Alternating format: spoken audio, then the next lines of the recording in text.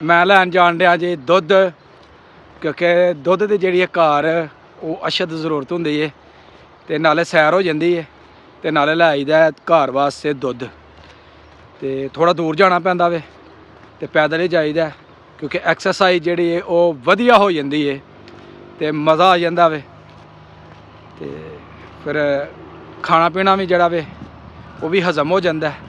अलहमदुलिल्लाह जी दुध लैके आ गए तो हुण जान डे घर की तरफ तो पठा साहब पूछने कितने जान डे। हाँ जी पठा जी वालेकुम अस्सलाम, क्या फलहाल? ठीक है। कितने जा रहे हो? गैस भरा चले थे। गैस भरान गैस आजकल बंद नहीं? ओ छापे छापे मारते ने की पता कदों खुल जाती है कदों नहीं खुलती। चलो जी अल्लाह दी सपोर्ट जाओ जाके गैस भराओ। तो इधर भी जनाब आशिक मिजाज बंदे बैठे ने। नहीं आशिक मिजाज जी मैं गैस लो बड़ा परेशान होया मुंडा 5-6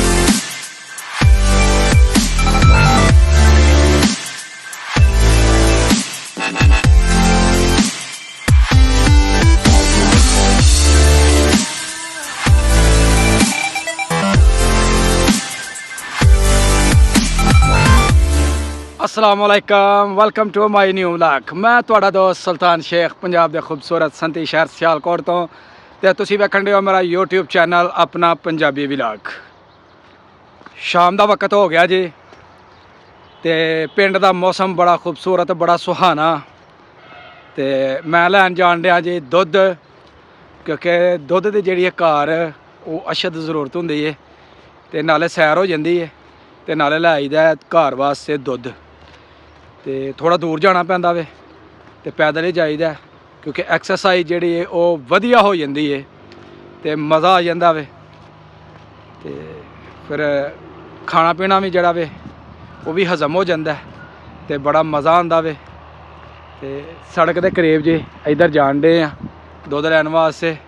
तू भी लैंदा वे? दे भी है, वेरी गुड। ए रोड के करीब असी पहुँच गए हाँ, इधर दुध लैन वास्ते आए हाँ। खेत माशाल्लाह हरे, फसल जी जनाब वो बड़ी वो ग्रोथ हो गई है। इस तरह जी गंदम की फसल है माशाल्लाह बड़ी सोहनी तैयार हो गई है तो सड़क के नाल जिहड़ा रकबा है उधर गंदम की फसल लगी है और शाम जो होंगी है तो मौसम बड़ा खूबसूरत लगना जोड़ा शुरू हो जाता वे। तो दुध वाली जगह तो असी बिल्कुल करीब आ गए हैं तो जो ही वापस जावांगे इंशाल्लाह फिर तुहाडे नाल जुड़ने आ तो सब तो पहला लै आइए दुध तो फिर चलने जी घर नूं वापस। अलहमदुलिल्लाह जी दुध लैके आ गए तो हुण जान डे घर की तरफ तो शाम का वक्त भी हो गया, मगरब की जी अजान है वो होने वाली है तो यही पिंडां दियां मौजां ने जनाब। खालस गज़ा जी है वो इंसान नूं मयसर है, दुध खालस, गंदम खालस, चावल खालस, हर चीज़ जी खालस। हाँ जी जनाब भिड़ा जी तो सामने आन डे ने जी पठा साहब तो पठा साहब पूछने कितने जान डे। हाँ जी पठा जी वालेकुम अस्सलाम, क्या फलहाल? ठीक है। कितने जा रहे हो? गैस भरा चले थे। गैस भरान गैस आजकल बंद नहीं? ओ छापे छापे मारते ने की पता कदों खुल जाती है कदों नहीं खुलती। चलो जी अल्लाह दी सपोर्ट जाओ जाके गैस भराओ। तो इधर भी जनाब आशिक मिजाज बंदे बैठे ने। नहीं आशिक मिजाज जी मैं गैस लो बड़ा परेशान होया मुंडा 5-6 ने फेरे मार छड़े ने ते नहीं भर के देन दे नहीं भर के देन दे। चलो भर देंगे इंशाल्लाह। पठा जी जाओ तुसी। ठीक है। ठीक है तो गैस भरा के उन्होंने कहो यार तुहाडी मेहरबानी है, हादसे वगैरह होंदे रहंदे ने ते घबराईदा नहीं इन्हां चीज़ां तो। ठीक है तो सानू भर के दवो गैस। ठीक है नहीं तो उत्थे मंजी डाल लियो जी तो तू यार गैस भर के देनी है कि नहीं तो नहीं तो सानू पक्की पकाई रोटी दे आप। ठीक है तो जाओ अल्लाह दी सपोर्ट जनाब जाके गैस भराओ तो असीं भी चलने हुण घर नूं।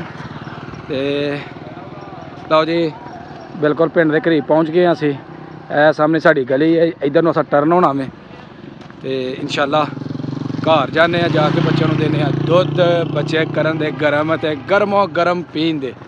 यह साड़ा पिंड का छप्पड़ तो पिंड की खूबसूरती भी तुहानूं दिखाण दे। बड़ा खूबसूरत है माशाल्लाह पिंड। लोग जनाब चेहरिਆਂ ते खुशियां तो बिल्कुल जी असी अपने गाँव के बिल्कुल करीब पहुँच गए तो वीडियो हुण खत्म करन दा हो गया टाइम। तो ये नाल ही मेरी अज की वीडियो होगी मुकम्मल। अगर वीडियो लगे चंगी वीडियो को लाइक करना है, कमेंट बॉक्स के हाज़री लगानी है और जोड़े दोस्त चैनल पर नए ने वो जल्दी जल्दी चैनल को सबसक्राइब कर लो ਤਾਂ ਕਿ ਆਉਣ ਵਾਲੀ ਵੀਡੀਓ ਤੁਹਾਨੂੰ ਬਰ ਵਕਤ ਪਹੁੰਚਦੀ ਰਹੇ। ਮੈਨੂੰ ਦਵੋ ਇਜਾਜ਼ਤ, ਹਮੇਸ਼ਾ ਖੁਸ਼ ਰਹੋ, ਆਬਾਦ ਰਹੋ। ਅੱਲਾ ਹਾਫਿਜ਼।